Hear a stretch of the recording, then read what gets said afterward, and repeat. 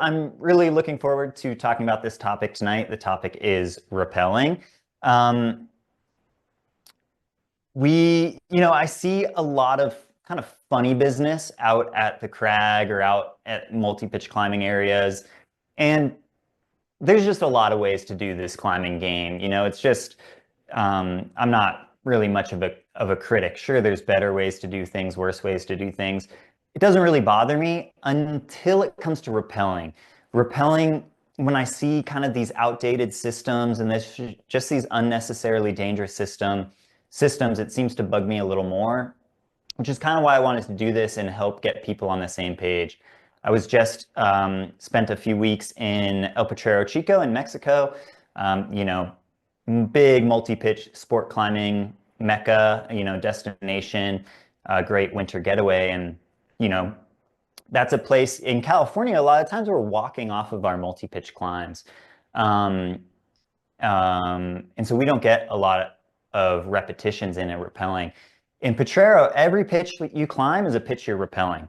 And so I see a lot of rappelling and, saw a lot of different methods. And it's kind of something we have figured out. There's kind of just a way we should be doing it. And that's what I'm going to teach tonight. And, I've kind of branded it the gold standard rappelling method. And I really think that's what it is. And it's starting to kind of filter out into recreational climbing, where I'm starting to see recreational climbers, using this and being taught this. But things take time that information takes time to come from the professionals who are, studying new methods, new equipment, new practices, looking at accidents, for that information to make it down to recreational climbers. We're starting to see that with some of these standard practices, probably not yet really majority of people using this kind of gold standard I'm going to show.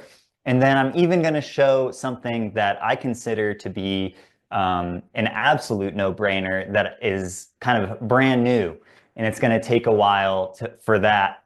I'm thinking like 10 years is when I'm going to see that happening, being done in Potrero or other areas.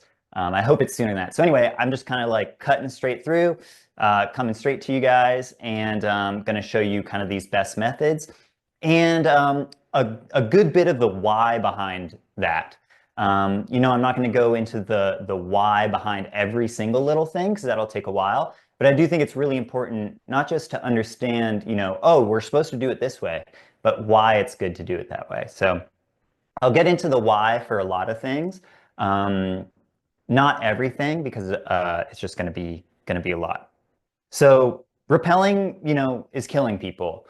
And it's really, really sad because it's always kind of it's always a mistake. And, we're all capable of making mistakes. We're human beings. And by using the method I'm going to show tonight, we can kind of best stack the odds in our favor to protect ourselves without dramatically inconveniencing ourselves as well. Which, if we add any level of inconvenience, we're not going to do the safe way because it's inconvenient and I got places to be. So I'm going to do the slightly dangerous way because I want to get down faster, right? So it's important that our method, is robust. It kind of balances being robust and kind of foolproof, we could say, with being very efficient as well. So cool. So that's what we're talking about, rappelling. Who am I? Who's this guy who you're going to be listening to for a bit? I think we have probably a decent amount of people who attended our last webinar back in January. But I'll unfortunately introduce myself again to some of you. My name's Kevin Heinrich. I'm an AMGA certified rock guide. So that's the highest level of kind of third-party rock climbing certification you can get in the US. I'm one of the owners of Vertical Pursuits. I've been guiding and teaching climbing for, I want to say 11 years, I think maybe 12 years, and then climbing recreationally for longer than that. This is all I do. All I do is teach climbing. All I do for fun, well, not all I do for fun is climbing, but I also do it for fun. I think it's important who's teaching you, who you're listening to. You know, a lot of folks, they just say, I'm a guide, listen to me, and now I'm going to tell you about things. I kind of, at the risk of sounding a little bit braggadocious, I'm going to tell you a little bit of my climbing experience, like I just have, so that you can know where this information is coming from.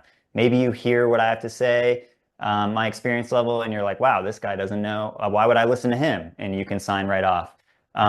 Or you might be like, oh, okay, this person's not just studied this stuff, you know, from a textbook, but also has practically applied this stuff thousands and thousands and thousands and thousands of times. You know, maybe that's somebody you want to learn from. I'll let you decide. I do think that's important. Anyone can call themselves a guide in the US. Anyone can own a guide service. But is the person you're learning from somebody that's, you know, qualified and then also has the personal resume, who's applied these things they're talking about those thousands of times, where it's not just theory. So anyway, I don't want to toot my own horn for too long, but yeah, I've established a lot of rock climbs, you know, done a lot of first descents around the world, including routes the size of El Cap, you know, 3,300 foot long big wall climbs, established single pitch climbs, you know, smaller multi-pitches. I've climbed El Cap a bunch of times, kind of depends on how you count, but 6 or 7 or 8 or 9 times, I think. I've free climbed El Cap. I've rope soloed El Cap. I've free rope soloed El Cap. I've kind of traveled the country living in a van for 7 years, climbing as much as I possibly can. Yeah, I think that's probably enough of that. I don't know if people find value in hearing who's talking to them and their background. I just see a lot of content from people in this space, in the climbing space, and I know who they are, and I know they're kind of making stuff up, and they don't have that practical background to what they're talking about, and it freaks me out, honestly, because I know there's people seeing things out of context, and the presenter doesn't actually have that depth of their knowledge. They're just regurgitating something they saw. So anyway, I'm one of the owners of Vertical Pursuits, along with my very good friend, Eric Griffith. We're a climbing, you could say, guide service. We would probably prefer to use the term like mentorship service, based out of Northern California. We're all about, you know, giving people the confidence in their climbing, helping them become independent climbers, not relying on a partner that knows more than you, not relying even on us as guides. We're about teaching you the skills so that you can climb on your own, with confidence. You know, that one trip you get a month, you're going there and you're having fun, you're feeling good about your skills. You're not kind of constantly, you know, stressed out or kind of bumbling or taking additional risk, unnecessary risk when you're on the warm-ups. We're kind of trying to help push people through that. So I've got some courses coming up that I'm teaching. You can also check us out online, verticalpursuitsclimbing.com. I just kind of went live with a new website, so you can check that out. I think the link might be coming to you in the chat box here. Yeah, I'm sure a lot of you in the webinar tonight have taken courses with us. I saw Kieran say hi, kind of the first thing. Kieran took our taken a bunch of courses with us, actually, but most recently I saw him at a Trad Beyond the Basics course, and it was really sick. He was climbing 510, getting on 510 trad routes during that course, taking some falls on his gear, and that was a super good time last summer. A lot of fun. Cool. So we're talking about rappelling for the next hour and a half or so. I might go a little bit longer and take some Q&A, but regardless, at 8:30, I'm gonna stop, say goodbye to whoever needs to, you know, sign off, and then I might stick around a little bit longer for some Q&A. If you have any questions, please just put them in the chat box. I'm expecting too many people to have kind of live microphones. So please put questions as they come up in the chat box, especially a clarifying question, like if I'm using a term that you're unfamiliar with or something. I'll check in on those questions as I go and deal with any clarifications. And then, like I said, at the end, I'll take some questions. We can unmute and I can take some more direct questions. I'm assuming when I'm speaking throughout this webinar, for the most part, I'm assuming you have experience rappelling. I know I saw in the order forms, there's a handful of people that are just super stoked and don't have any practical experience yet. That is okay. I'm not covering, I mean, I'm going to be talking into like advanced stuff, but the method that I'm going to be showing is completely what beginners should be doing. Just know I'm not going to like focus on those very basics of how you should be positioning your body, how you know, where your feet should be planted, stuff like that. The very, very basics of rappelling. But I still think this will be really valuable to you. I would highly recommend the Intro to Multipitch course on March 8th if you want to get everything you need to go multi-pitch climbing. So I am assuming you have some exposure to rappelling. So a little general outline. We're going to start. I'm going to talk about some kind of general ideas and principles. Then we're going to talk about simul-rappelling. This came up a lot in people's questions in the order form, and we're going to be talking a lot about simul-rappelling. To be clear, simul-rappelling is not the gold standard that I'm suggesting, but it's often what people are thinking about, and we're going to be discussing it quite a bit, comparing our method to it, etc. And I felt that I should probably start with showing that, at least so we know what we're all talking about here. So we're going to look at some general principles, simul-rappelling, then we'll take a look at this gold standard rappelling, which is a pre-rigged or a stacked rappel is also what it's called. We'll take a look at that in like a multi-pitch context. And then we might take a look at some common rappelling mistakes. And even that might be starting to stretch things a little bit. That's kind of a stretch goal, getting into some of these common errors. If you're really interested in preventing and solving common climbing mistakes and errors, I would highly recommend taking a 2-day rescue course with me coming up. It's insane. It's so much information. You'll get so much hands-on practice just using the stuff you're already carrying on your harness. But I might talk, very briefly about a couple of common mistakes. So that's the ballpark there, what we're doing tonight. Excuse me, I'll probably be coughing a little bit. So there's a ton of outdated information about how to rappel. And my goal here tonight really is to just kind of try and get as much of the climbing community as I can, as I have reach for, get all of us as much as possible on the same page for kind of the modern, again, gold standard for what we should be doing. And also for you to understand why, not just because Kevin said so, or because anyone said so, but because it makes sense to us.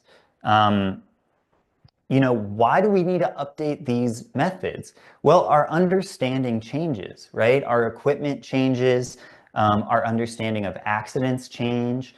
We see different trends in accidents, and so that's where we can steer things different ways and kind of prioritize different qualities of different systems based on what we're seeing, right? So it makes sense to change and update our process. Of course, there's so many ways to rappel and they all work, right? They all work. I'm not saying the other methods don't work. I'm just saying that, what I'm going to present is kind of our best bet for keeping us and our partners alive, basically. Right?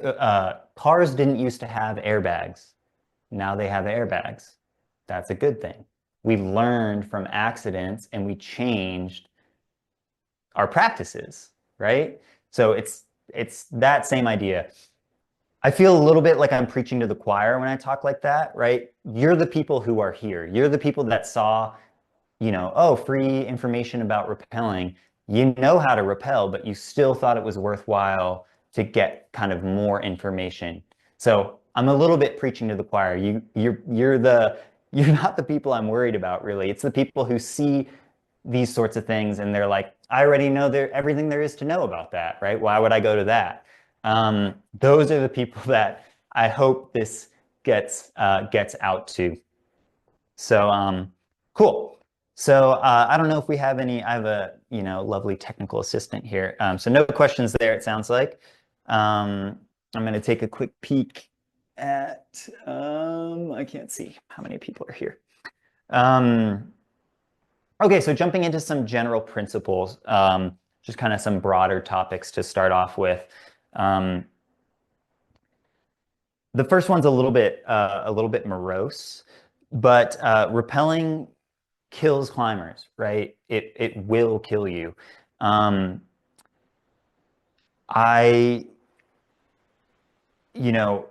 I've had a friend killed in a rappelling accident. This is very real. There was an accident recently in Red Rock as well that was fatal, related to rappelling. So it's super important, and that's kind of why I wanted to present. We often hear like, oh, most accidents happen on the way down. I hear that so much, it's almost like I don't even really process that when I hear it. A new way I've recently been thinking about this that's struck home a little bit more is if I die climbing, if anyone here dies climbing, it's going to be rappelling. I don't know why, maybe that doesn't resonate with you, but for whatever reason, just framing it in that way kind of made me take a step back a little bit and be like, whoa, like, yeah, it's going to be rappelling. And that sucks. I don't want to die rappelling. And I just say that for us to, take a little step back.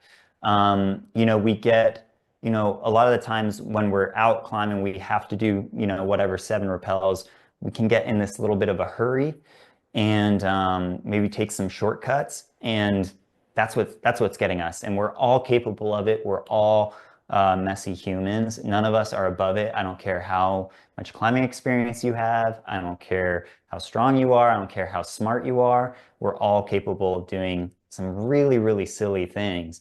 And if we can know that about ourselves, we can try and protect ourselves from that. So that's what you're doing here tonight. So that's great that you're here.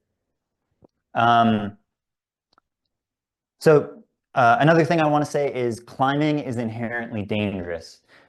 This is almost like a little disclaimer, right? Nothing I'm going to show tonight is going to make you safe. Climbing is not safe. I think there's things you can do to be safer, but not really safe. Existence isn't safe, and climbing is inherently dangerous. I'm going to be kind of helping you all peek behind the curtain a little bit with some of this climbing methodology, the whys behind things. And I'm going to be treating you like a, intelligent person like you are. And that might sound weird for me to say, but there's a temptation for me to just kind of not get into some things because they're a little bit complex and I don't want you to misunderstand them. And that would be kind of protecting myself. But I'm going to assume that you're a capable adult and, in general, want to keep yourself alive. And I'm going to go into things a little bit more, share with you a little bit of nuance. And that's a bit scary for me, honestly, because it opens up things to be misunderstood. But I'm going to treat you guys like, again, like intelligent people that have an element of self-preservation to you. I don't think you're gonna, take things out of context and run with it and make egregious mistakes. I was a little nervous, not gonna lie, thinking about what I was gonna talk about because I mean it just exposes me to potentially mislead somebody, and that could happen. Of course, you shouldn't take anything you see tonight and just like go apply it next time you go climbing, you should practice with things. You should do your own research and understanding, fact check me, fact check what you think you heard me say, or just come get some, hands-on instruction or practice with a friend, something like that. But I do want to get into some of these kind of touchy details because they're really, really important. And the sooner in our climbing careers we take a little bit more responsibility for what we're doing um, and why we're doing it, the better. If you think you can just follow rules you saw in books or in content or in videos, if you just follow the rules, you'll be safe. You're lying to yourself, right? We should start to understand the why behind these things because then when we're out climbing, we'll find ourselves in these interesting, unique situations and we won't just be trying to apply rules. Did I remember all the rules I needed to remember? We'll be able to apply concepts, right? If you were learning a language, yeah, you might start with a phrase book that's going to get you a few phrases, but ultimately you have to learn how to construct sentences, how the verbs work, all that. That's the only way you're going to be fluent in a language, not by just repeating stock sentences you have memorized. It's the same with these climbing skills. Yes, remembering these kind of rules and processes will help get us going. But at some point, probably right now, we need to start understanding the depth behind that. And so that we can use our knowledge and understanding to kind of apply that to various situations and respond appropriately to where we find ourselves. So hopefully you're into that. I'll be doing kind of a balance of both. I'm not going to go into depth on everything because that would just be insane. I'm also not going to just shy away and tell you what to do. Okay. I should move through this a little quicker, I think. Cool. So let's get into a couple of technical things here. I'm still kind of in the general principles thing here, but this is slightly more technical. So 2025, cars have airbags, right? And we rappel with an extension, okay? So this is not the main focus of tonight. I think this is starting to catch on, but in case you're not here yet in your rappelling journey, I'm gonna kind of get us all up to speed here in the beginning. So if we're rappelling with a tube style belay device, so that's like an ATC style or a reverso, anything like that. Okay, so not a gree-gree. We extend our rappels. So we're going to extend away from us the device we're rappelling on. There's a lot of ways to extend. I just showed kind of one of my go-tos. If you like to use a Petzl Connect tether or a PAS system, that's a totally legit way as well. Nothing wrong with that. Personally, I'm not one of those people. So when it's time to rappel, I pull out often a double length sling. And there's a million ways I could spend an hour and a half just talking about rappel extensions, but I'm just gonna keep it simple for tonight. So this is a double length sling. I'll take it through my belay loop. This is called a basket hitch when you just basically put something through. Okay, the bar tack, that's what this is called. I'm offsetting that just slightly from one end because I don't want it right at the end, and I don't want it in this knot I'm about to tie.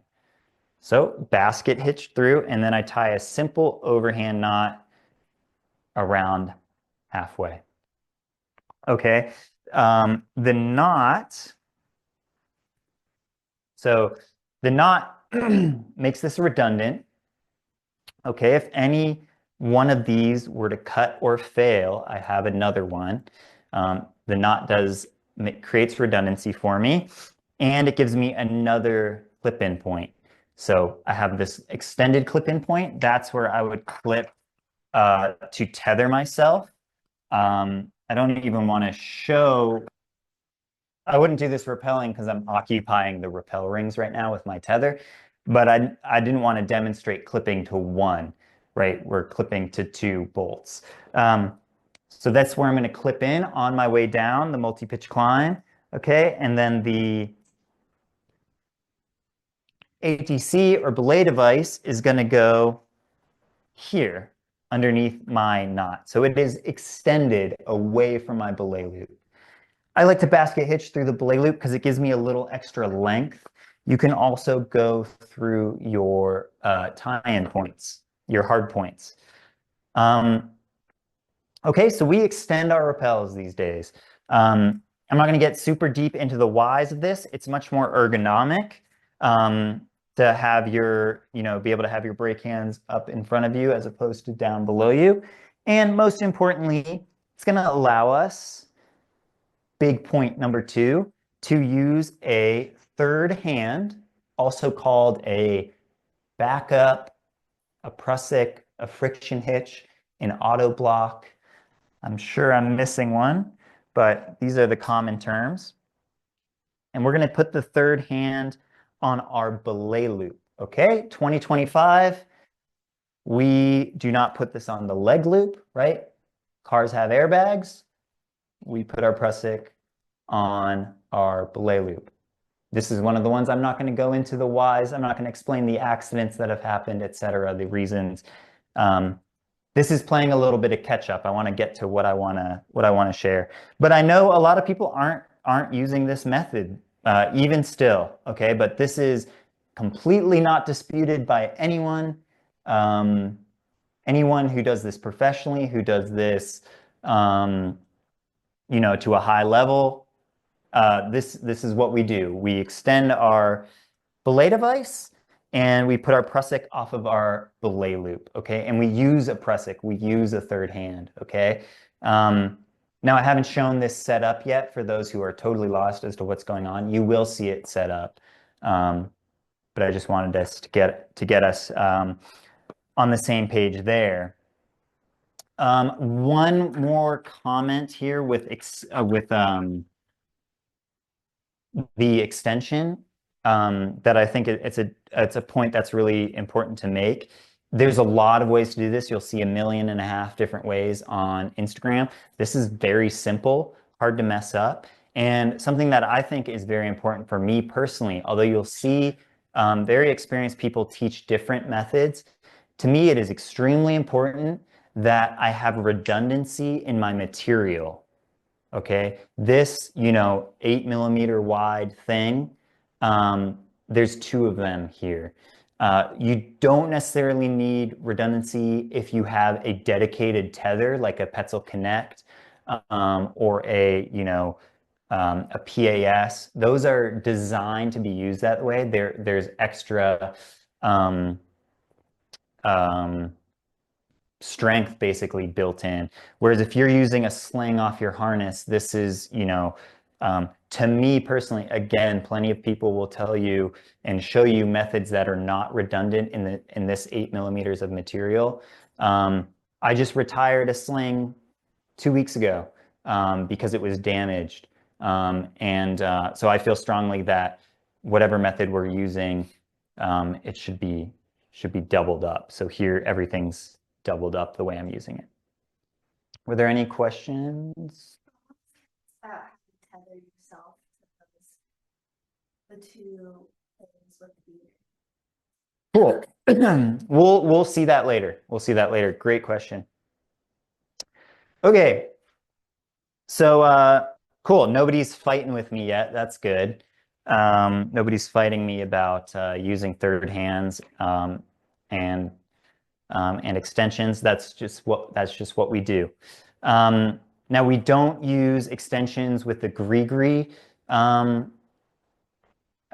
saw somebody doing that recently in Mexico, and that's almost. I want to go into this a little bit because it's a great example of how just remembering rules can actually cause us more risk. Remembering and following rules. So they probably heard, oh, you're supposed to extend. And so they made an extension and they put their gree-gree at the end of the extension. Well, we extend our ATC so that we can put a prusik on underneath off of our belay loop. That's why we extend. So we can put a prusik on our belay loop. So this person didn't find something stronger to use to extend. So they took their 6 mm hand-tied prusik cord and they used that to extend their gree-gree. They girth hitched it to their belay loop. 6 mm prusik cord. Do you have your prusik, Brenda? A prusik, it's a friction hitch. We put a lot of wear on this, so it gets kind of damaged. And this was the best thing they could come up with to extend their gree-gree unnecessarily, right? So they were trying to remember a rule to keep them safe. Oh, extend for some reason. And they ended up making it more dangerous by using a worn out, thin piece of material to unnecessarily try and follow a rule. So just wanted to mention that. Cool. I probably should have mentioned this earlier, but I just see it in my bullet points now. And we do not rappel to clean single pitch climbs. So everything you're hearing me talking about tonight is in a multi-pitch context. That's what we're talking about. We're talking about multi-pitching, okay? Cars have airbags, and we no longer rappel to clean single pitch climbs. Not the focus of the discussion tonight, but we should be lowering off of climbs. I say it, the American Mountain Guides Association says it, the American Safe Climbing Association says it. We lower off of single pitch climbs. That might be the topic for next webinar. I'm thinking could be kind of best practices with cleaning routes, cleaning single pitch anchors and, draws or gear or whatever. So we do not rappel to clean single pitch climbs. Another principle, we knot the ends of our rope always. Okay, we always put a knot in the end of our rope. I'm gonna, like I said earlier, treat you like intelligent adults, and I'm gonna give an exception to this rule later tonight. But if you can only remember one thing, you always put knots in the ends of your rope, right? This is what's killing people, rappelling off the ends of our ropes. What knot should that be? I would recommend kind of a barrel knot, commonly called a stopper knot. It's kind of similar to a double fisherman's. People very often mistie this. I'm not going to play the game of trying to teach you a knot right now, but that would be the kind of one of the standards. I'm going to show you some different stuff tonight. What I would highly not recommend is doing NOT, not recommend, anything like that. That can easily roll out, okay? So that's an overhand. This is a figure 8. These are not very robust, okay? That's not what I would recommend. But we're always knotting the ends of our rope, okay? Unless it's the thing I'm going to tell you about coming up. Oh, and this is the new thing that's going to take 10 years to catch on. But let's stop. Okay, we thread the rappel, right? We need to set up our rappel. Let's stop from this moment forward, tying what we call a stopper knot, and then taking that knot, that jamming knot, it's designed to jam and get stuck, and throw it down the cliff to go do whatever it wants to do. Let's not do that anymore, okay? Let's take this, and we still want a knot, but let's keep that with us. Let's keep control of that end. And that way, it can't be doing anything crazy. There's a lot of benefits to this, but I wanted to mention it kind of up front. So a couple ways I can do that. I could take that barrel knot, I can clip a carabiner through it, and I can just put that on myself. That would be one method. That's maybe a little tricky. First of all, people can hardly tie this knot correctly. So perhaps a simpler thing to suggest would be simply making the simplest knot in the world, which would be an overhand on a bite. And let's clip that to ourselves. Does not have to be a locker. There's a ton of benefits to doing this, and we should all be doing this. So instead of rigging my rappel and throwing an end down with a knot in it that can go do whatever it wants to do, I'm gonna throw the rope down and then it's coming back up to me. So there's half the rope dangling down. I'm keeping control over this end. I'm not letting it do anything crazy. And it's impossible for me, after doing the next rappel, it's impossible for me to forget to untie that knot, right? People forget to untie these. They pull and then their rope stuck. So by clipping this to myself, I can't possibly forget, oh, there it is. I can take it off, untie it, and let it go. So that's going to take a while to filter through the climbing world, but you know, you're getting this exclusive with me tonight. So I would highly recommend. I just don't understand, why are we throwing it down the cliff? It's crazy. Cool. All right, we need to speed up a little bit, I think. So another thing to give context to what we're doing tonight, we are talking about bolted rappels. We're talking about not necessarily bolted rappels, but bomber anchors, okay? Don't take anything from tonight and try to apply it conceptually to alpine climbing, to rappelling off of blocks and cord and tat and webbing and stuff. No, we're talking about bomber anchors. Okay, there's going to be different practices when you're in the alpine, when you're in the mountains. You're going to have to take additional precautions. You're going to have to do things a little bit differently, right? You're going to weigh the risks differently and choose to use a different method in those contexts. Cool. All right. That's kind of my general principles block. Next, I want to talk about simul-rappelling. Basically, just show it so we know what we're talking about, and then we'll look at some pro cons, and then we'll keep flying here. Okay, so I'm going to be showing this essentially out of context. So I'm not showing me setting up and the anchor and a lot of that. We're going to do that, but I want to just show the basics of what we're talking about and then kind of move on. So this will be slightly out of context. Again, this is not the gold standard, but it's, you know, a hot topic for everybody. And it's a good thing to compare against. So cool. So I'm going to thread the rope through.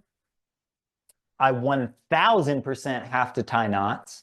So I'm going to tie a knot and I'm going to clip this to myself, clipping it to just whatever I have available.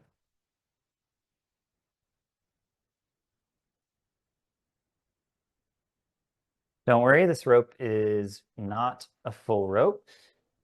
Okay, and then simul-rappelling, I have to 1000% have to find the other end of the rope and tie a knot in that one as well. I'll do my kind of overhand on a bite I recommended. Okay, and I'll clip that to myself. Okay, so what simul-rappelling is, or simultaneous rappelling, do you have your gree on you? We'll get my lovely assistant here to help us visualize this correctly instead of just kind of playing pretend. So we both take our gree-grees, we both set up on opposite sides of the anchor on a single strand. This could be done with an extended ATC and a prusik. Generally, I would say gree-gree is going to be best.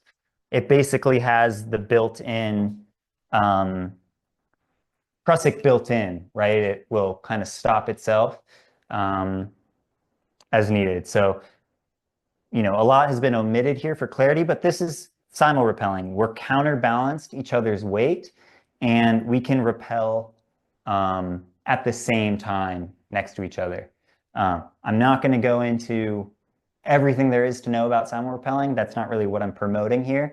I'm not really super anti-simul-rappelling. You'll get, you know, it's like really hot subject right now. You have people that are like really against, really for. I actually think simul-rappelling, pun intended, gets a bad rap. It's a tool. When it's appropriate to use it, let's use it. When it's not, let's not. So some major things for those people who are less familiar with this, some kind of possibly not super glaringly obvious things here, is we are both committed to this all at once. So if something goes wrong, it goes wrong for both of us. So right off the bat, simul-rappelling is at least twice as dangerous as pretty much any other rappelling method. Because if we can think about risk is equal to consequence of something happening times the probability of that thing happening, okay? So when we simul-rappel, we've doubled the consequence. If I rappel off the end of the rope, Brenda is connected to my weight. That's the only thing that's holding her. So if I go off the end, she's gone as well. So we've doubled the consequence and effectively doubled the risk. Probability, I would say, is the same, more or less. There's nothing glaring either way, really, probability-wise, but for sure we've doubled the consequence of anything going wrong, and therefore doubled the overall risk. So we have to think, are there significant benefits to using this in whatever case to justify that doubled risk? Cool. So this is a setup for simul-rappelling. We're both committed to each other. If my partner makes a mistake setting up their gree-gree, we both die. If one of us rappels off the end, we probably both die. We'll both fall. In the accident that killed a friend of mine, it was simul-rappelling, and miraculously one of them landed on a ledge. So cool. So this is simul-rappelling, and what it kind of can look like. We can disconnect here. I might leave my maybe leave your gree sitting there just to help visualize. And we'll keep talking about this, but we don't need to be sitting quite like that. So let me get some space on my whiteboard here. We'll look at some pros and cons.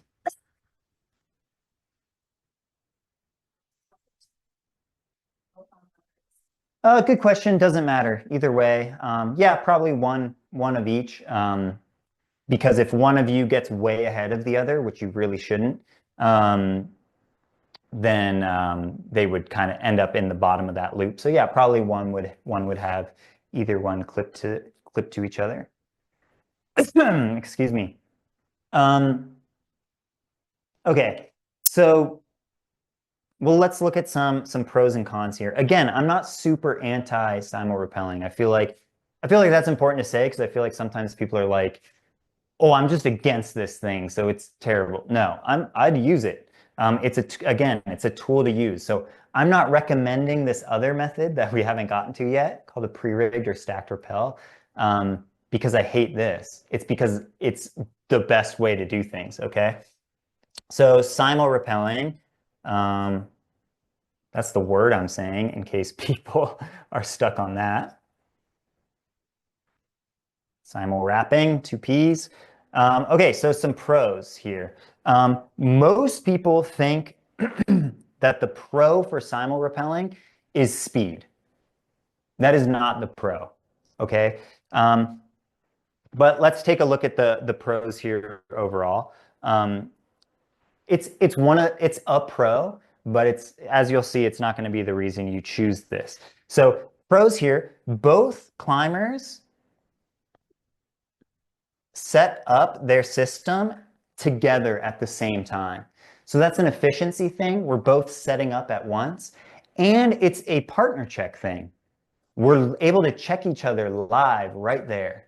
As opposed to one person setting up on a normal rappel and then saying off rappel and then the other person starting to set up, right? That's inefficient time-wise. And then there's no partner check. Okay, so both set up together. And then where a lot of people think the speed savings comes from, well, this is where it comes from, but you rappel at the same time. So you're actually moving down the rope at the same time, okay? So that's one of the big pros. Now, as you're moving down, you're having to grab the rope out of bushes, out of cracks, deal with it, right? Organize it, kick it down, throw it down the wall more, etc. So, you're kind of organizing the rope as you go. But this is where, all your major benefit comes from. Now, all your major speed benefit comes from. I don't think that's very significant. Okay. We'll get to that. We can actually talk about some numbers, but let's kind of keep moving on through. This is almost such a subtle pro that it's almost not worth mentioning, but we can move the middle of the rope.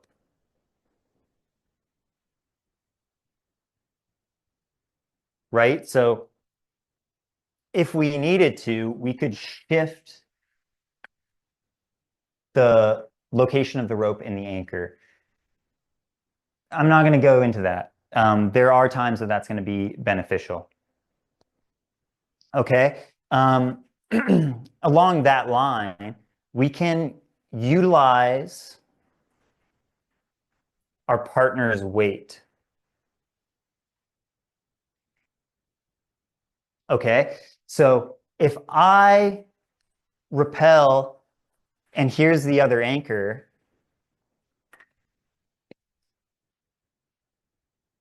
and we're simul-rappelling and I just zip by it, and then my partner's like, hey, you passed the anchor. Well, that can be a big problem, passing an anchor. Simul-rappelling, we're both counterbalanced on each other's weight. And so I might be like, hey, you stay really high. I'm going to see if I can make it to that next rappel. I'm going to see if we can skip this one. And I might rappel down here and then be like, realize I can't get there. There's not enough rope. And then since you stayed nice and high, I can use you to counterbalance and we can both come up to that original anchor. Okay, this is kind of advanced, but it is a benefit. And then, this for like exploratory rappels or seeing if you can make it to that next one. Oh, let's see if a 70-meter rope makes it. Okay, I think that's actually a pretty big benefit. And then the other major benefit is, in my mind, extra rope stretch. Okay, since 100% of my body weight is only on a single strand of rope, this is going to stretch more.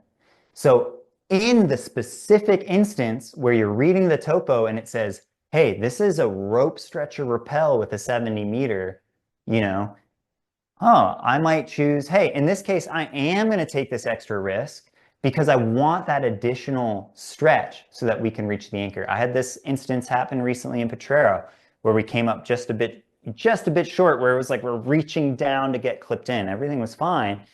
But if you know you're in that situation, this extra rope stretch, I would say, is one of the main times to then take on this extra risk. Speed is not the reason I choose this, okay? I think it is faster, okay? I'll say that again. There's people who would say it's not faster. I think it is faster. And looking at some numbers from some experienced, highly experienced climbers, it's roughly 30 seconds faster per rappel than the other method I'm going to show you. Roughly 30 seconds, okay? So if you're climbing a 25 pitch route that you're then going to rappel 25 times over what? That's probably going to be a 14-hour climbing day for you, if not more. This will save you 12 minutes, right? Is twice the consequence on all those rappels worth 12 minutes in a 14-hour day? I'll let you decide. For me, no, absolutely not. So to me, this is not a speed strategy. It's a, hey, let's get some more rope stretch. Or maybe as an advanced consideration, hey, I'm going to see if we can skip a rappel. You're going to stay high. And if not, I'm going to back up my gree and kind of counterbalance up the rock, and it's going to be not that big of a deal. That's pretty edge case scenario anyway. So cons, downsides, we've already kind of come up with a couple here. Double the risk. Double trouble. And the other major con, which is getting into a subtlety that we're going to get into next, is I 1,000 million billion % have to tie knots in the ends.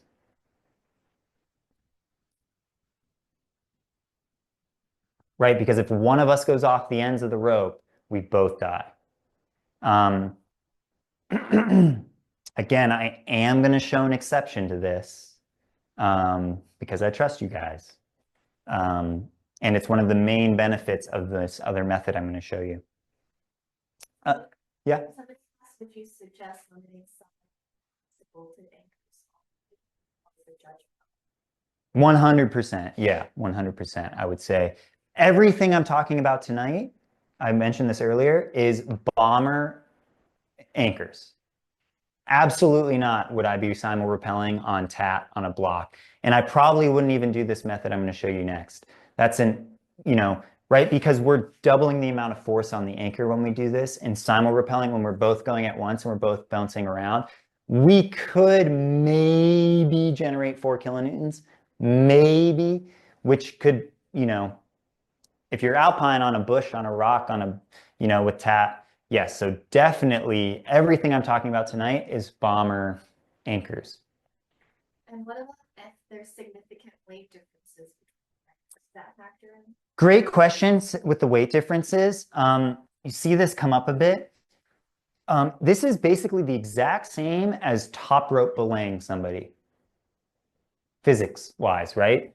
Their weight's on one side, your weight's on the other, okay? So if you are worried about getting pulled up to the top of the climb when you're top rope belaying that person, and just like skyrocketing into the anchor, then yes, if that's the level of weight difference, yes, that is a factor.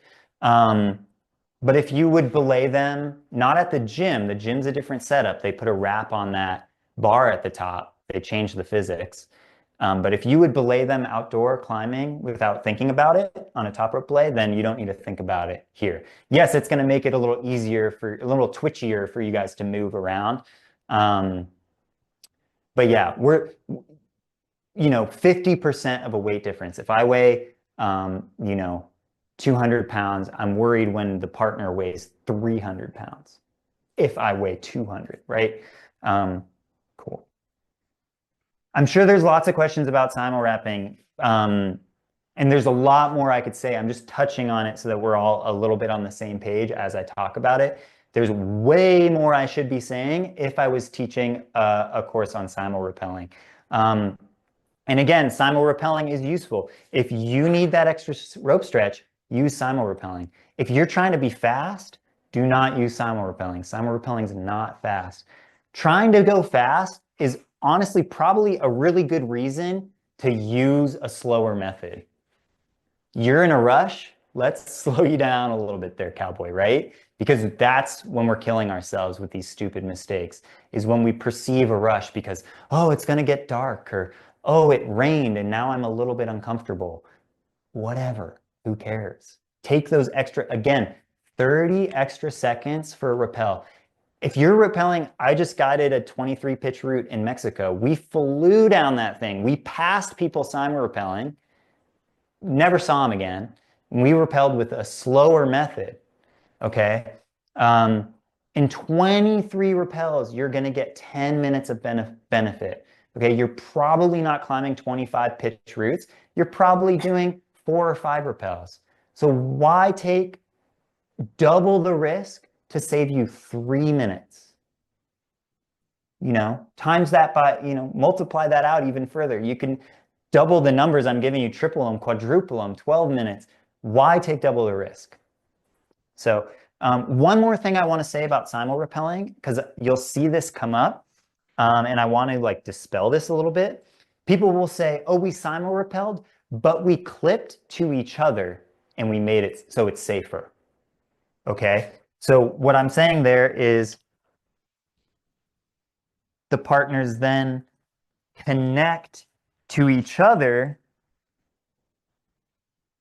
So I would then clip this to my partner's belay loop. And by connecting us, somehow we've changed something.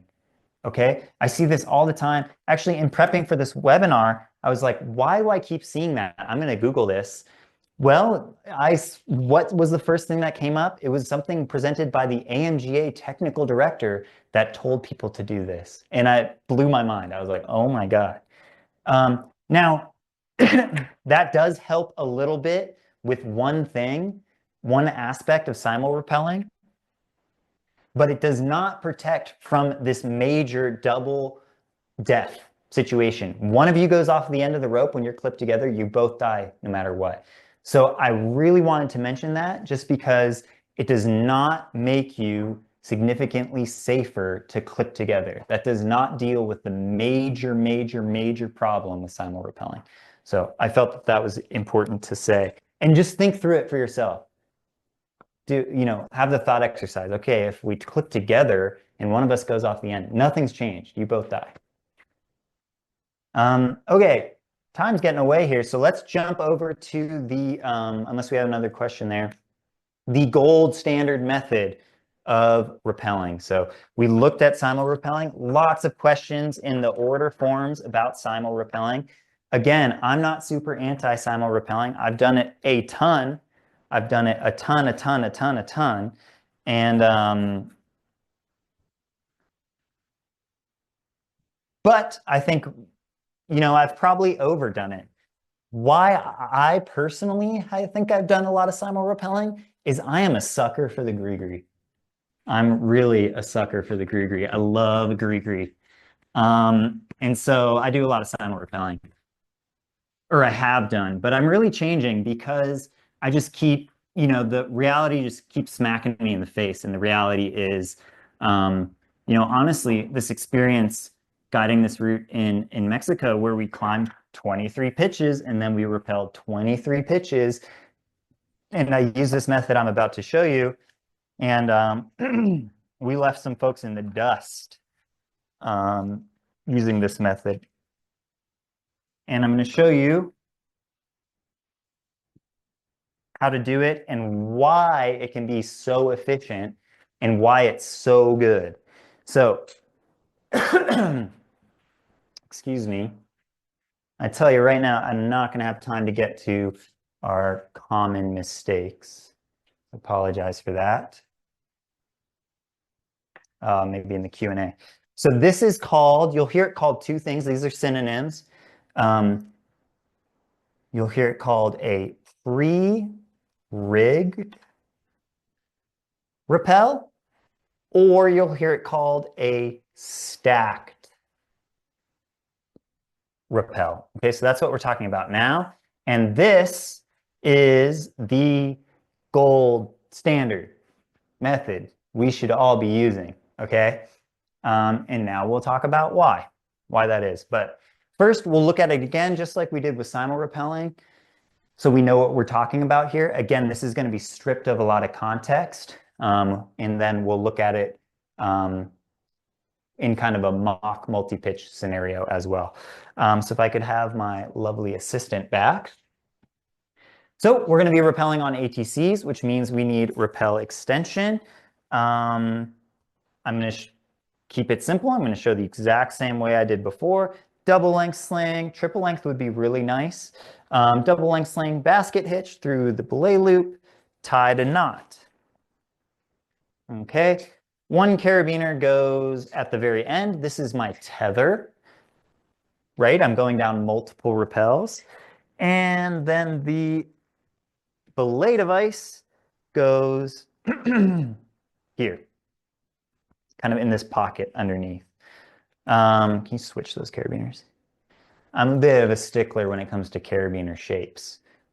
Carabiners have different shapes for a reason. I don't have time tonight, so you're saved. But it's coming for you. My lecture on carabiner shapes is coming for you. So great. And I'm also putting my Prussic third hand backup on. So the way this usually goes, and again, we'll put this into more context here soon, is I'm going to be rappelling first. I put on my prusik. This is called an auto block. This style of prusik. This goes on a locking carabiner. Okay.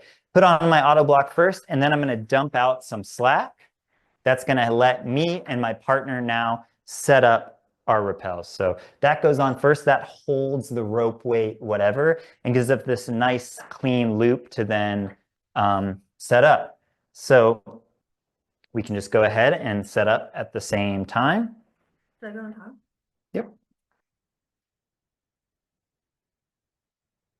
So same benefit we had simul-rappelling, where we're both getting set up at the same time, right? Which is efficient and then allows for us to check each other when we're done, which is so obvious that we should be using a method like that, right? We always check each other when we climb. We check the tie-in, we check the belay device. Why in the world would we not want to check each other rappelling?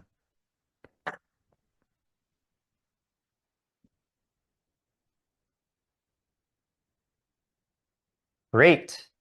So partner gets set up. I'm just going to adjust things here for clarity. Some rope through. So this is, you know, broad strokes. Hopefully you guys are seeing what's going on down here. We're just in frame there. So again, we have the middle mark of the rope is in, and then Brenda is set up like normal, extended device, prusik, and then I'm set up like normal right underneath. So she's stacked on top of me, okay, extended, and then I have my prusik on underneath as well. Let's see how much higher I can get this. Cool. So this is a pre-rigged rappel. So I would go down first, and in being set up like this, when I sit down onto my ATC, which you can just barely see here, I'm locking all of this in. Brenda can't possibly go anywhere, right? Because my body weight is her brake hand. It's an extremely strong brake hand weighing down here, right? So she can't possibly move. So we can clean the entire anchor, and it'll actually look like this. We'll clean everything from here, and I'll just leave her there. She's got her prusik on, and I'd probably have her brake hand on as well. So she'd be holding right here. Go ahead. That way she can feel when my weight comes off, she knows it's her turn to come down. And I can rappel underneath her setup. Okay, I did see a question come in. Let's look at that. Was that time wave 0? Yeah, it was. Significant weight difference. In this scenario, do you have separate? Yeah. So no, you don't have a separate. Oh, the question is, do you have a separate, much longer personal anchor connecting you, PAS connecting you to the anchor? No, it's this right here. You can have one longer. Longer is a bit nicer, but we're connected to the anchor, which again, we'll show this context here next after we go through our pro cons. But no, that would be our connection. And we only need that while we're getting rigged up. Once we're at this point, we can take that off because we're locked into our rappel. Okay, so this is the basics. Again, stripped away a lot of context because before I go into depth talking about this, I want to make sure we have the basics here. So this is a stacked rappel, also called pre-rigged because we're rigging it all at once. Okay, cool. So we can leave your prusik on the rope and leave your ATC, but you can take yourself out just like that so people can have a visual.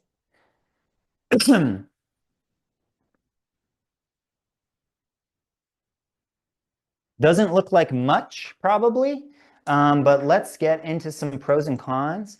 And we're going to get into some nitty gritty here. And this is where we're going to see a lot of the benefit of this system.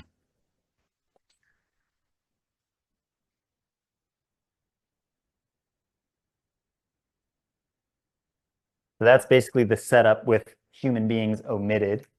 So pros, very much like the simul-rappelling, we are both getting set up at the same time. Okay, so that's an efficiency benefit, and it's a major, huge, humongous safety benefit, right? Because before we're going to commit to this, before we're going to unclip from the anchor, we're going to check each other. Hey, I've got both ropes through my carabiner. My carabiner is attached to my tether. My carabiner is locked. My tether is through my belay loop. Whatever it is, my prussik's locked, right? And it's to me. Okay, both ropes are through the device, through the carabiner. Carabiner is attached to my tether. Tether's attached properly. Carabiner's locked. Prussik's locked, right? So we're going to check that every single time, right? Just like when we're climbing. When we tie in, when we belay, we always check each other, right? We never graduate out of that. We never become too cool to do that, right? Gyms are crazy, a crazy environment. You're doing a lot of reps, jumping from one rope to the next rope to the next climb to the next climb, always doing a check. You don't have to, you don't have to verbalize every little thing. You don't have to say, oh, my harness is double backed. I'm not making fun of you if you do that. That's not a terrible thing to check. But let's focus, let's check those main critical things for sure. So both set up at the same time. We can check each other. Double check, right? Triple check. Half the risk of simul-rappelling, right? Here I'm comparing it to simul-rappelling. There's tons of other rappelling methods. But right, because we don't have our doubled consequence where we're committed to each other's weight. Okay, we're about to get into some nuance here. Was there a question? Okay. So this is the thing I'm scared to tell you, but I'm going to tell you. We only need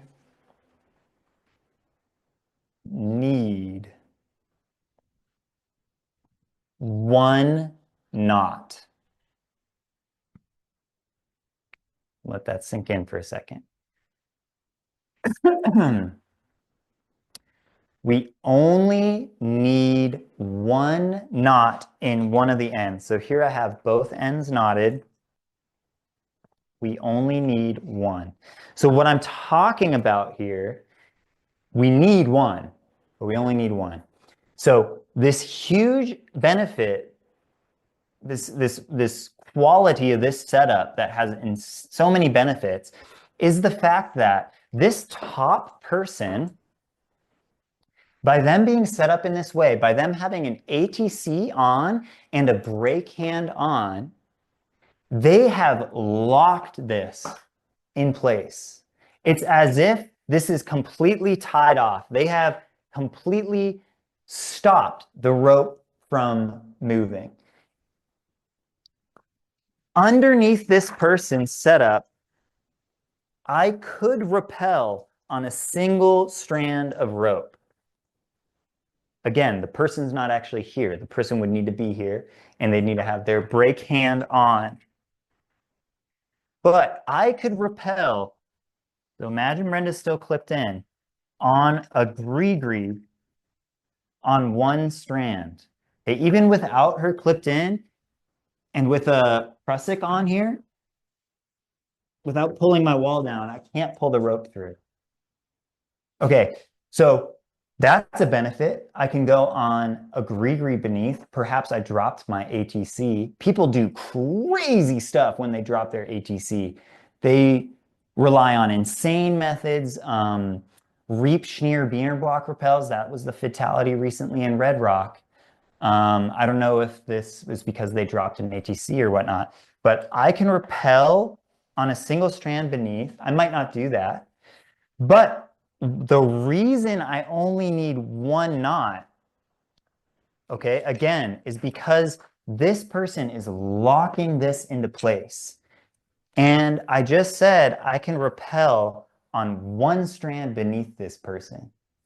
So if I set up my ATC on both strands and I accidentally, let's say my ropes the middle mark isn't perfectly through there, and I only have this one knot in, because this person's set up here and they're blocking that, I could accidentally rappel off the end of that rope and be totally fine. Because we pre-rigged, because we stacked this rappel, this device and this brake hand are locking into place as if it was completely tied off. So I don't need 2 knots because I can just rappel on one of these. And it would be totally fine. That would be as if I rappelled off one of the ends, if I rappelled on just one. Okay?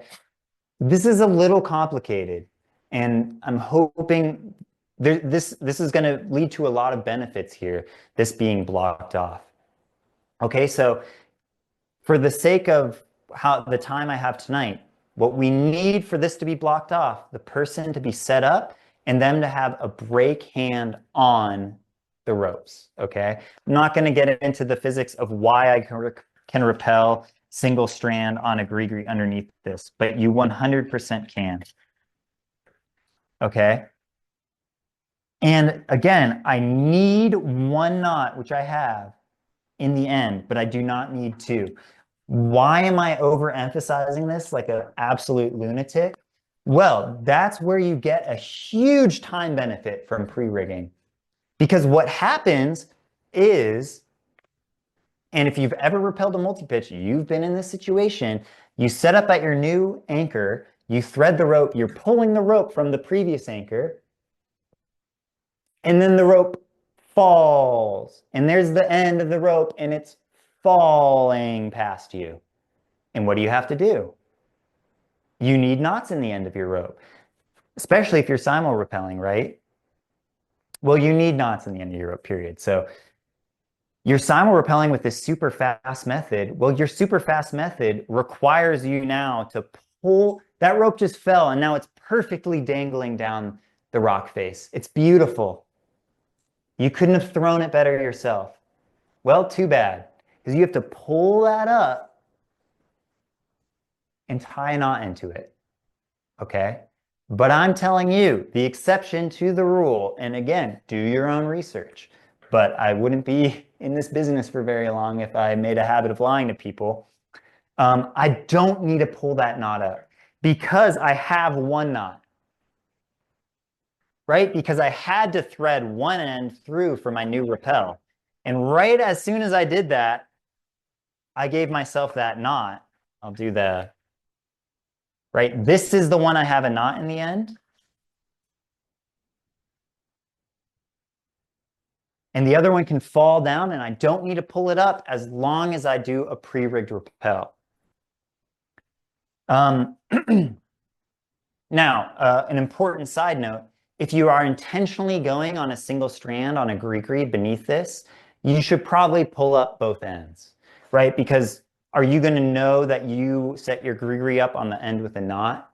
You might not know, okay? So if you're using this, you drop your ATC and you're like, shoot, now I have to use my gree-gree beneath this. Well, that's no big deal. Well, your penalty is you now need to pull up and make sure there's a knot in both ends, okay?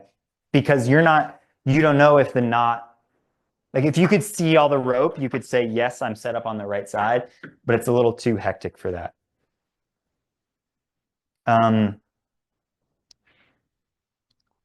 Did any questions come in about that?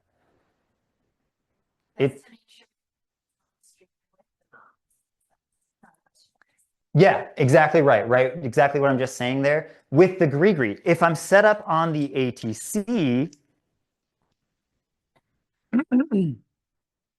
and there's only 1 knot in the end, that's fine. Because the ATC, I'm on both strands. So since I'm on both strands and one of the strands has a knot, I know without a doubt that I'm on a rope with a knot in it because I know one of them has a knot in it, right? So this is the standard setup for a pre-rigged rappel. ATC, both ropes through, and I only need 1 knot. Okay.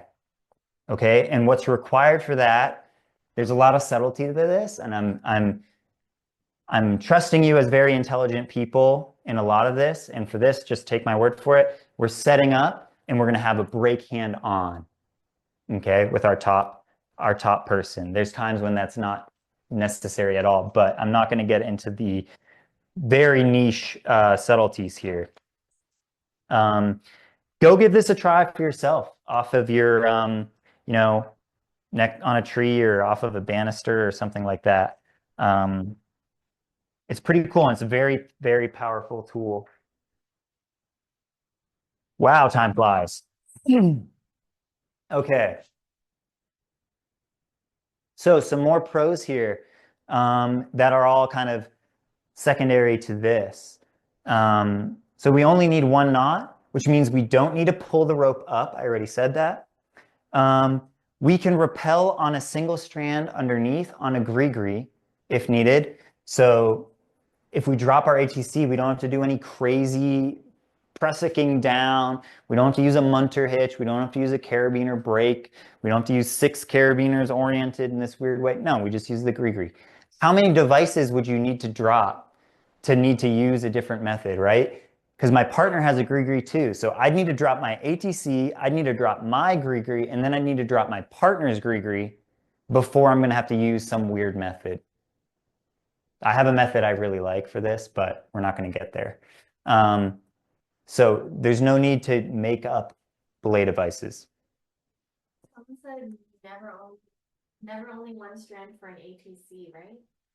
You can 100% do single strand rappel on an ATC, right? That's just like belaying a top rope with an ATC or anything like that. It's totally fine. But you would never, and so below this, if I can do a single strand on a gree-gree, then absolutely I can do a single strand on an ATC. I wouldn't ever do this. But, you wouldn't, if this wasn't here, this top person, if they set up only on a single strand, they would fall to their death, right?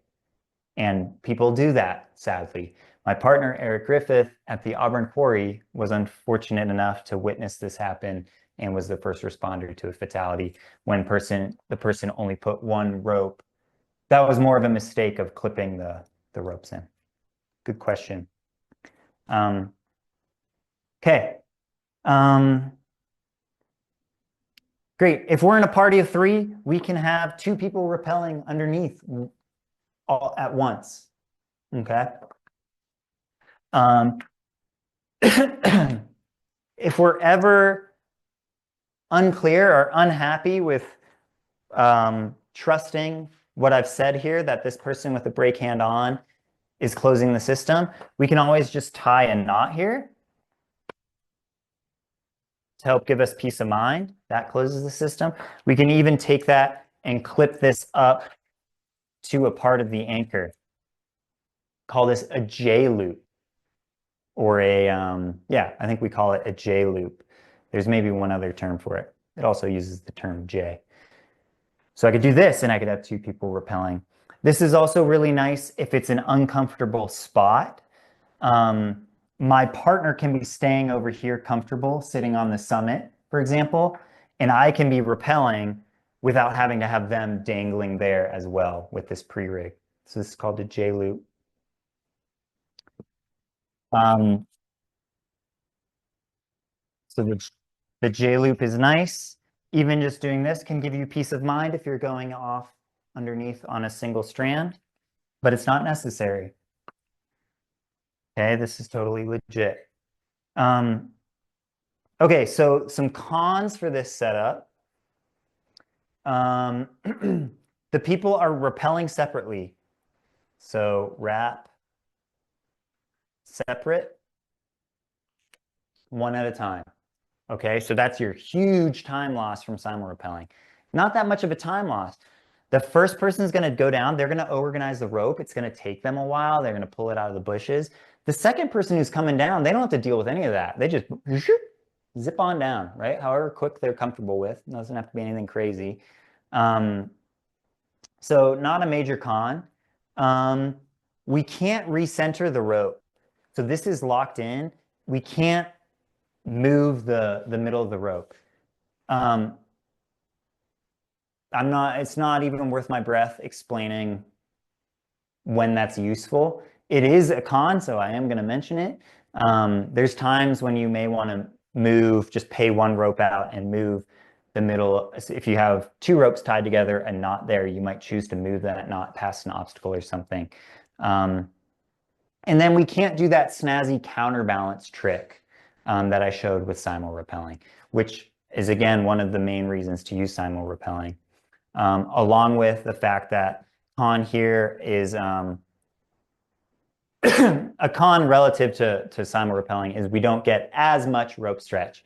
We'll still get that rope stretch to help us reach the next anchor. But if we're trying to maximize, if we want to take twice the amount of risk to get that extra rope stretch to reach the next anchor, because we read the beta specifically says, oh, hey, it's really close with a 70 meter or 60 meter, then we're going to probably, take that for that extra rope stretch, right? Because all of our weight now is shared between two strands.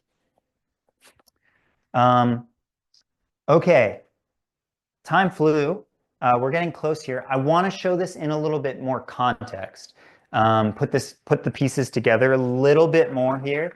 So we're going to do a quick multi-pitch rappel from here to here. If I could get my assistant to clip into... Where did my prusik go? Didn't I have a prusik? Oh, there it is. Because I want to put this all together for you guys and share a little bit here, because I know there's been some questions with a little bit more context involved. So I can say right now I'm probably going to run over 8:30, but not much. And then I'll stick around and would love to take questions.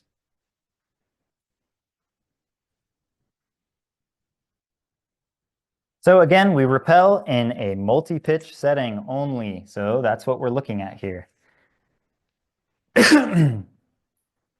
So this is totally legit contextual setup. We skipped getting here, but imagine we started here, right? We got set up, we checked each other, we decided everything was good, we cleaned everything. We don't need it anymore. Brenda doesn't need to be clipped into the anchor because she's locked in by my setup, right? So let me get my one end with a knot in it. There's a way I personally like to do it, but I think this is going to be the most recommendable. And I'll put it on the side you guys can see. Okay, and then I'm going to rappel down. I'm going to have to deal with the, you're standing on the rope, thank you. I'm going to have to, this rope's super stiff. I'm going to have to deal with the rope, pull it out of the bushes, etc. Okay, and then here's where some efficiency tips are going to come in. As soon as I hit the ledge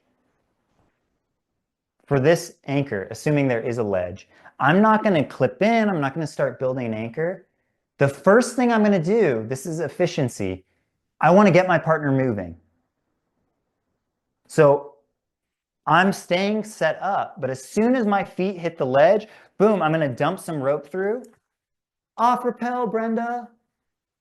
Okay, you're thinking, but Kevin, you're still on rappel, right? I'm not clipped into the anchor at all. But if I were to whip off of this ledge, I'm still set up properly. So I don't need to be tethered right away. It's not the first thing I need to do. My efficiency brain wants to get my partner moving ASAP. So as soon as I hit the ledge, I dump out rope, off rappel, they can start moving, and then she's moving, I'm getting the anchor set up. Go very slowly so I have time here and that you're not cluttering me. So you can wait even. So I've already told her off rappel ASAP. She's getting going. I set up my anchor. I get tethered in. Cool. I'm going to leave this set up. This keeps the rope ends with me, and it stops my partner from being able to go way past me or potentially off the end. So I clipped in, here's a quad, right? Quad is very quick to deploy. It's hard to beat it.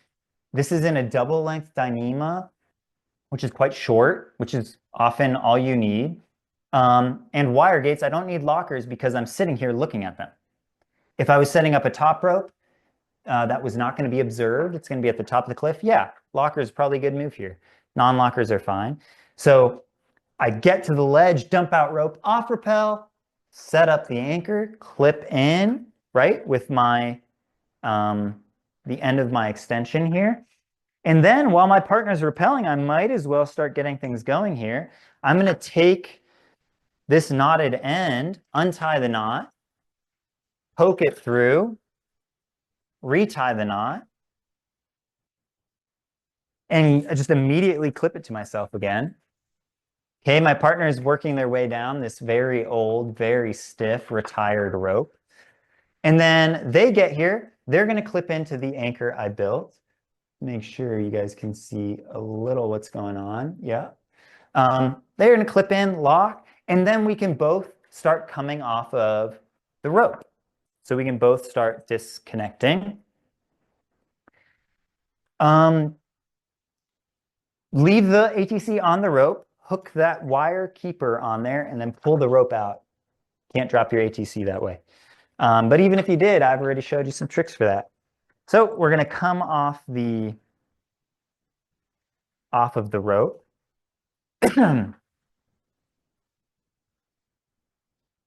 Be very careful always with the rope ends, with the rope. Don't just let go of this stuff willy-nilly. If you actually did a traversing rappel like this and you let go, that's gone. It drifts out of your way. Thankfully, you've taken this webinar and you know you didn't need a knot in that other end.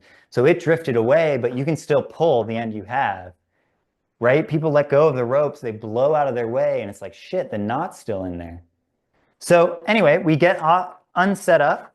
I'm in a great position to pull this rope. Brenda, you're in a good position to pull this rope through the previous anchor.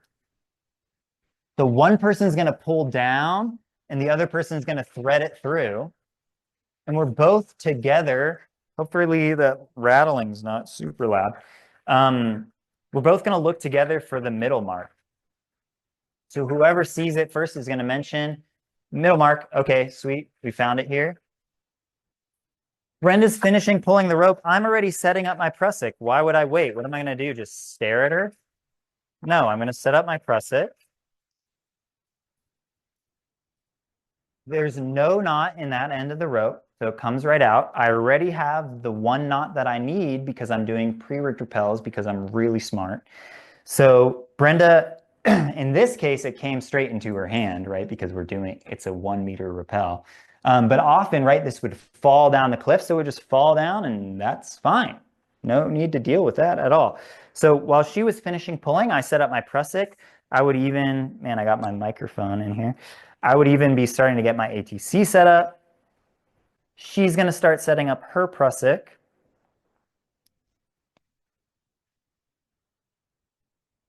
So we're getting set up at the same time.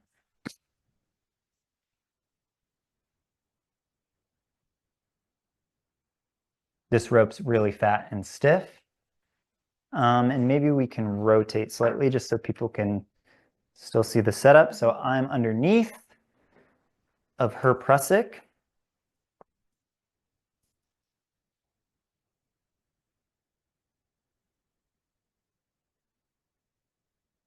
Awesome. We're going to now double check. I like to start at the anchor and work my way down. So the middle of the rope is in the anchor. If your middle mark is fading, just use a Sharpie.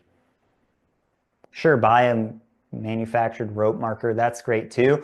Sharpie's fine too, okay? Use the Sharpie. If you're on the climb and it's fading and it's really hard to see, take chalk out of your chalk bag and crush the chalk into the middle mark. That's going to help you at least for the next couple rappels. So middle mark's in, okay? Both ropes are through your ATC. Both ropes are through the carabiner. Carabiner's locked. Carabiner's on your tether. Your tether's good.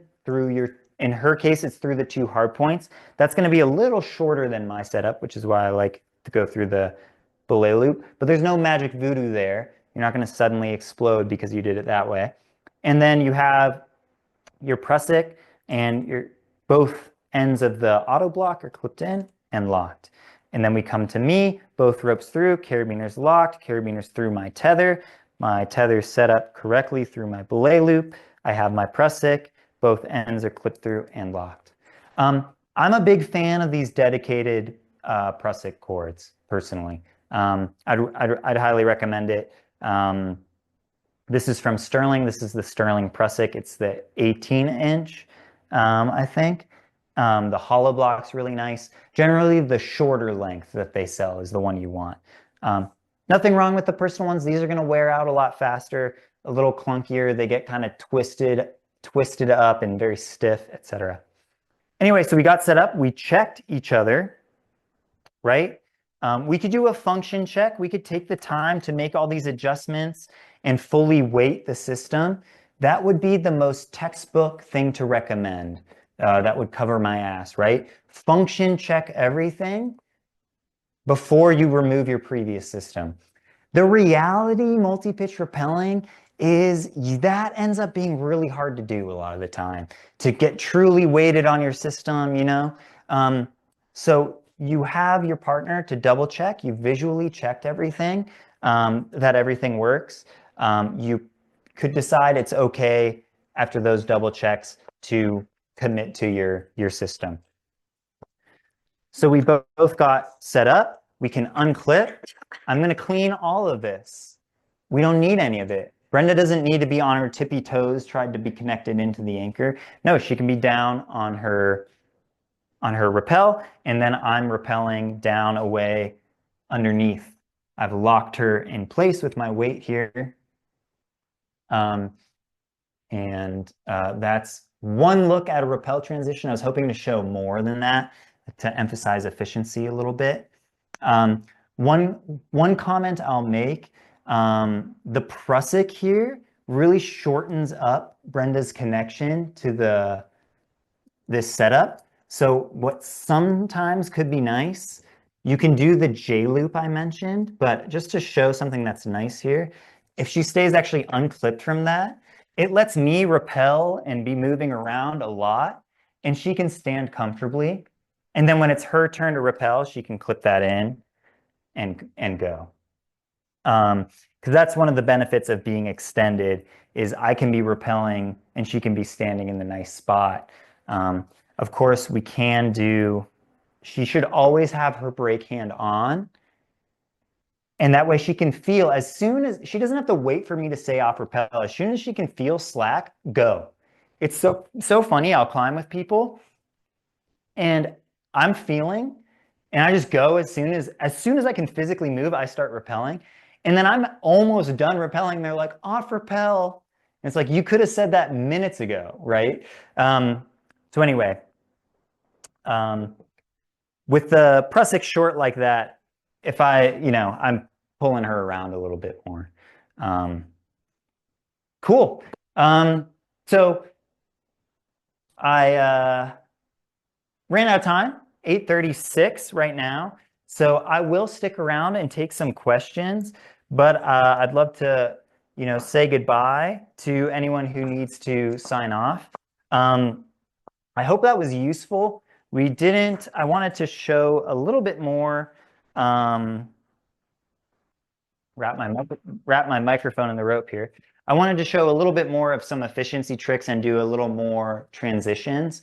But hopefully what we ended up covering and spending time on was valuable for you.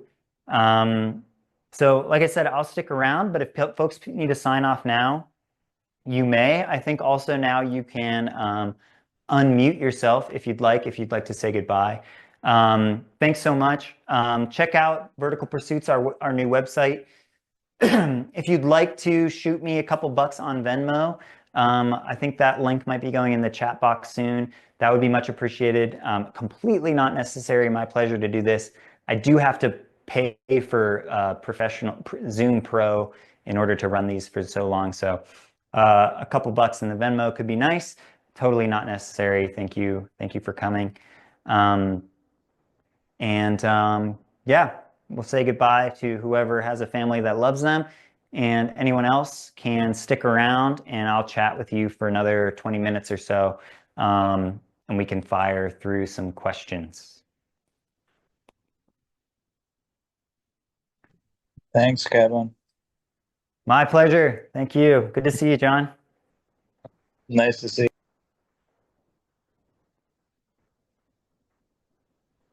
Yes, somebody asked about the recording. Everyone who signed up, just like you got probably an annoying amount of emails. A lot of those are automated. I'll send an email with the recording.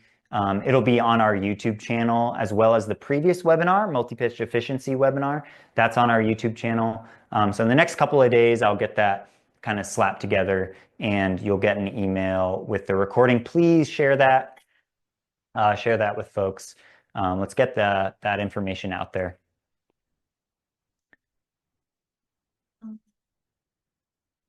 Questions coming in? Yeah, someone asked, are either options better or worse if there's a little traverse? Simul-Rappelling would probably be a bad option.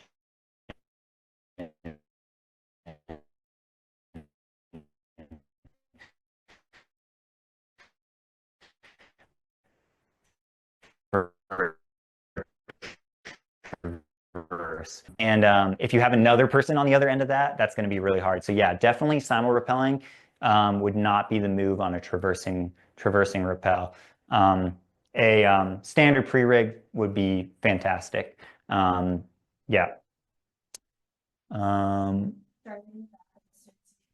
Feel slack means there must be no scenarios where you feel slack and it's not a good idea to start. Yeah, great question. I think everyone can see that there. So basically they're saying if you can feel slack and you start and that was the wrong time to start, did you just hose yourself?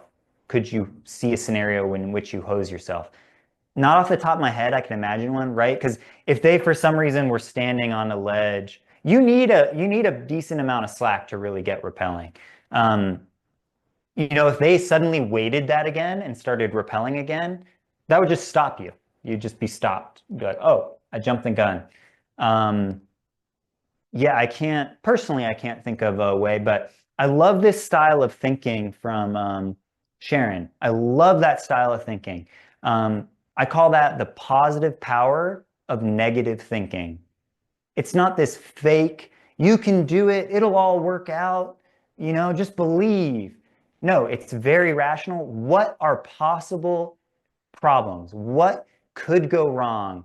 Thinking like that is really a good way to go with climbing systems. Not this false, inflated stuff, but hey, what could go wrong here? What if there's not a good placement there? What if this? What if that? And then our confidence or lack thereof can be based on reality and not just based on making stuff up. So I love that question.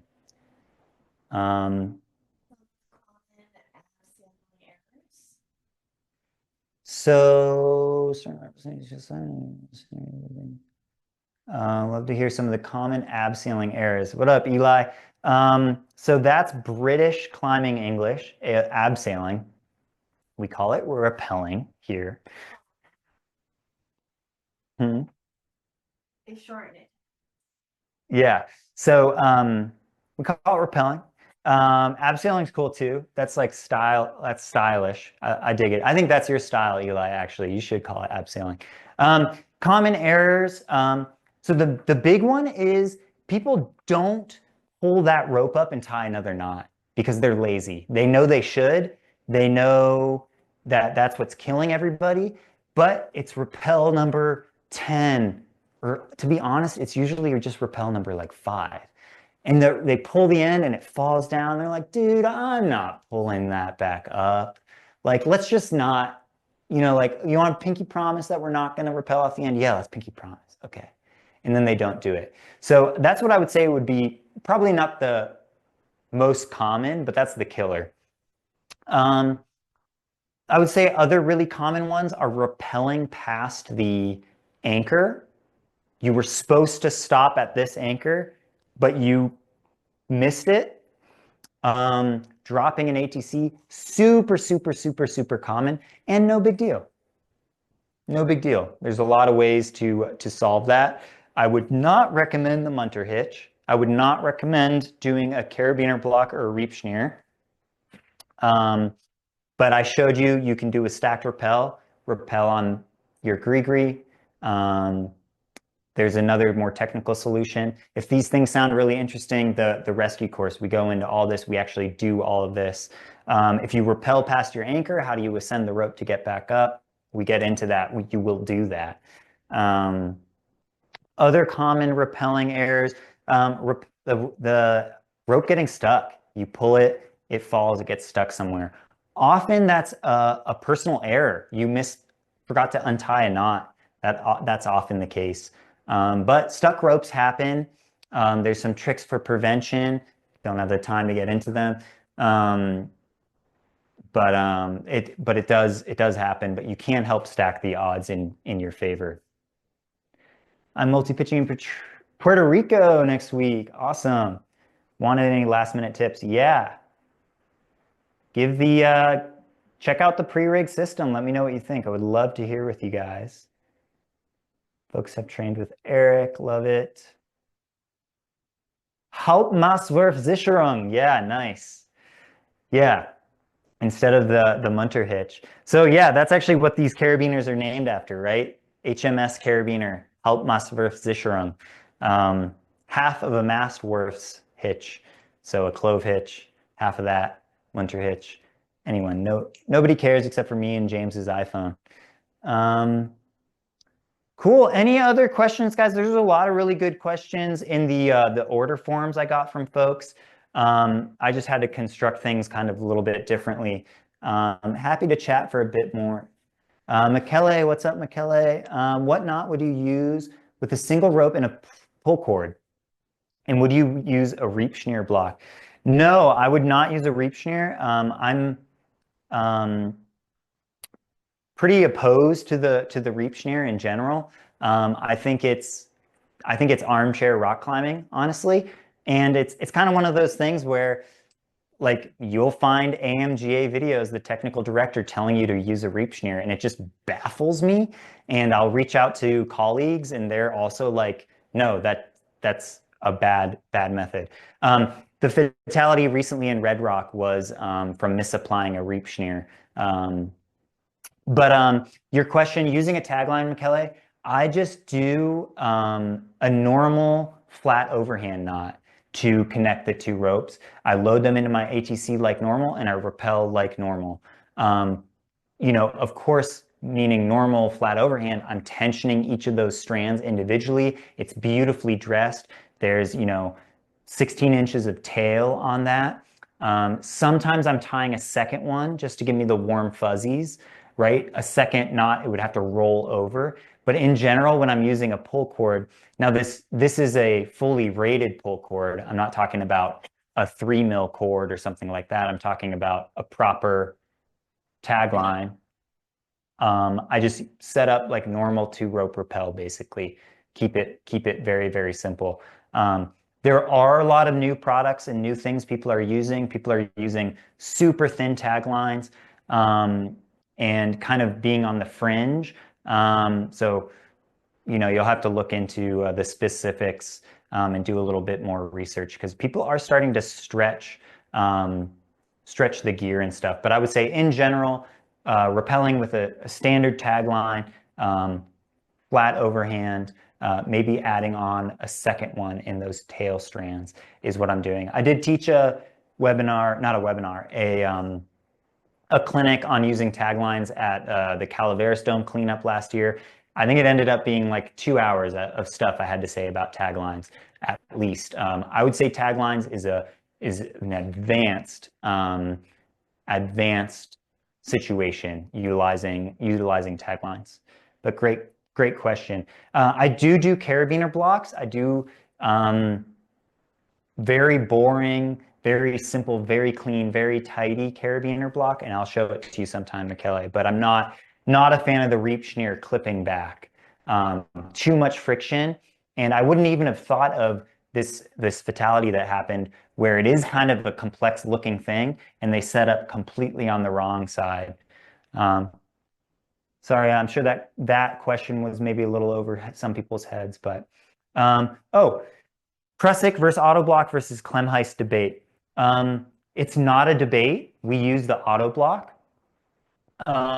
but people do use other things. But just among professionals, there's no debate. It's an Autoblock.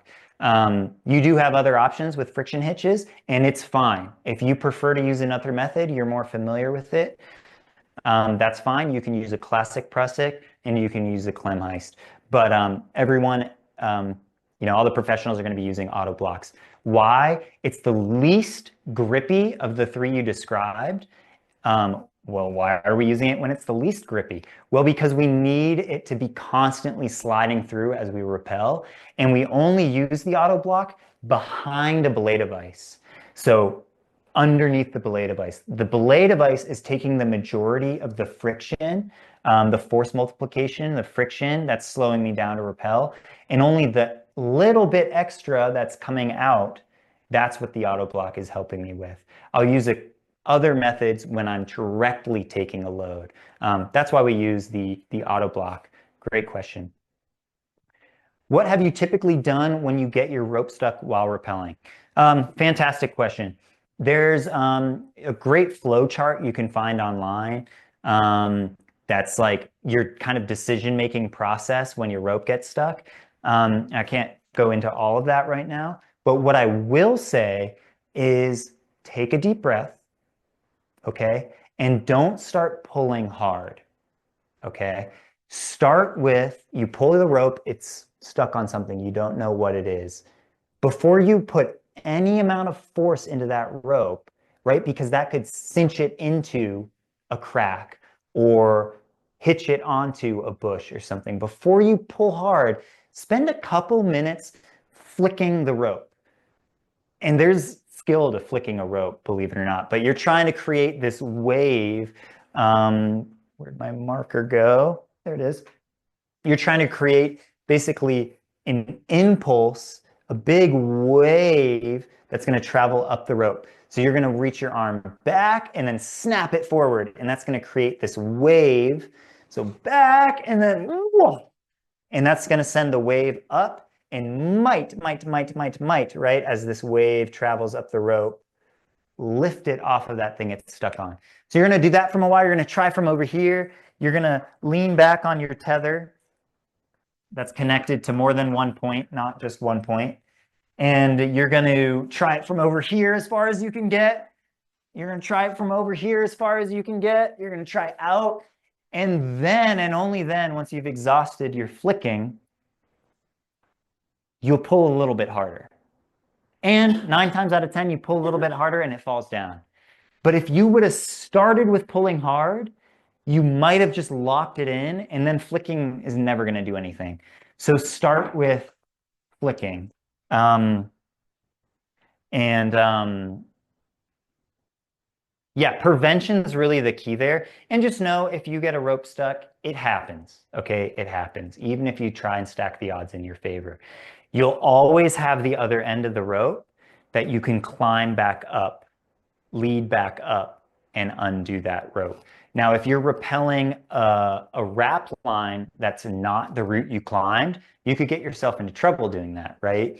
Because you could be rappelling somewhere that's not a rock climb. Usually when that's the case, the reason you're rappelling there is because it's really clean. And that's why they want you to rappel over there. But you could be like, hey, we're going to climb the 5-7 route, and then we're going to rappel the 5-12 plus route. And then a rope gets stuck, and it's like, well, now you're looking at climbing the 5-12 plus to get your rope back. One last thing I'll say on that is it's an extremely fringe, way down the line, super extreme scenario when you are ascending up on something that's stuck. That is extremely, like, I'd probably wait overnight dangling there on the cliff shouting for help, until I was about to die of thirst. And then I might start ascending up. I feel like that's something in the climbing lore. People are like, oh, the rope gets stuck and then you have to ascend up the stuck rope. It's like, no, you have a lot of options before that. Great question. Start of the webinar, you clipped in directly to the 2 wrap rings. Is that standard practice? Not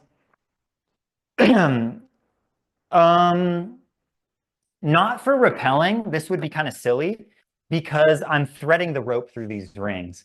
So if I put my carabiner in here and then thread the rope, there's gonna be extra friction, and this is gonna be super annoying to pull the rope. But on my way up the climb, 100%, I would get up here and I would, clove myself in. Again, I'm not a tether guy, I'm a clove guy. I would clove myself in like that. And, I would belay my partner either also through those rings if I could get to them, or off of my carabiner like that, right? What's wrong with that? Nothing. I have redundancy. I'm on 2 bolts. You can go through whatever anchor acronym you want, but all those anchor acronyms, all that matters is that our individual points are solid, whether it's a 3-point trad anchor, 2-point bolts, they're solid, and there's more than one, okay? No, this isn't perfectly equalized, but nothing else you do is going to be perfectly equalized. In my opinion, equalization is a myth. It's not something we should worry about. We should worry about bomber individual points and redundancy. And we have that in a setup like this. So let's use it. Boom, master carabiner, super efficient. I don't have to take time to build an anchor.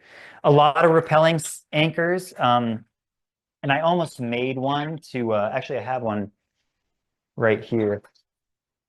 This is a common setup for a rappel. So these 2 bolts are already connected. So I would just clip right into this ring at the bottom and belay off of that. Again, not rappelling, or if there's another party rappelling down on top of me, I'll want to leave that ring open for them to use. Hope that helps with that question. Definitely a standard practice. Pearl, thinking of 2 scenarios where a pre-rig won't work well. One, if the rope stretches to the ends of the rope, can't close the system by pre-threading through the next 2 anchors. 2, if there is an unroped hike traverse between rappel stations. Does that sound right? Probably other scenarios I'm not thinking about. Okay, so it sounds like we're trying to think of ways why a pre-rig is bad. The first, you're saying the rappel is so long that when I get to the next anchor station, I'm not able to thread the ropes through yet. I think that's what you're saying. That's not a situation where I would be like, oh, you can definitely not use the pre-rig. I would just wait. I would keep my ATC and everything set up. I would clip in. I'd wait for my partner to get down and clip in, and then we'd start to pull, and I would put it through. But yeah, if I knew that that was going to be the case, that would be actually one of the very rare times I would say simul-wrapping would be better, because that extra rope stretch would put you comfortably to clip into that anchor. And then the second one, no, I disagree with you there. I think if there's a hike between the rappel stations, you rappel, you hit a giant ledge, and then you walk over to the next one. No, that's totally fine. I think based on your 2 questions, I think you're maybe misunderstanding a little bit what's closing off the system. What's closing off the system is this top person being set up. So that's all fine. I can rappel down, I can get to a ledge, I can come off, all that's fine. I think you might be misreading that. It's a little complex, for sure. So take another look at these pre-rigged and stacked rappels online and play with it yourself a little bit, set it up. But no, pre-rig would work 100% fine for the 2 scenarios you listed out. Maybe in your first scenario, simul-rappelling would be a little bit better if you were really good at seeing the future. Feel free to ask a follow-up, Pearl. Yeah.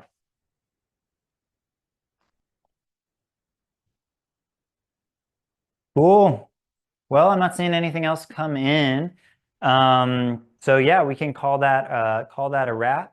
I've been really enjoying these webinars.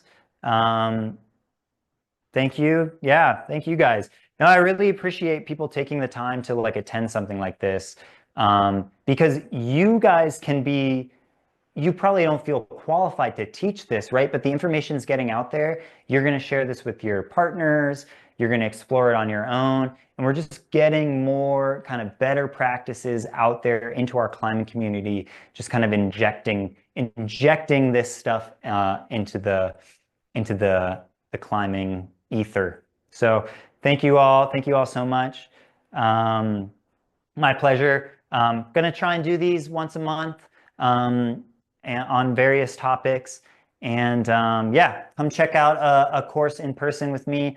I swear I teach a lot better in person. That's what I'm used to. I'm not used to this digital stuff, talking to 100 people in an hour and a half. So I would love to see you in a small group setting and we can get real hands-on with this stuff. So thank you all. Thank you all so much. Have a great night. And I'll see you for the next one.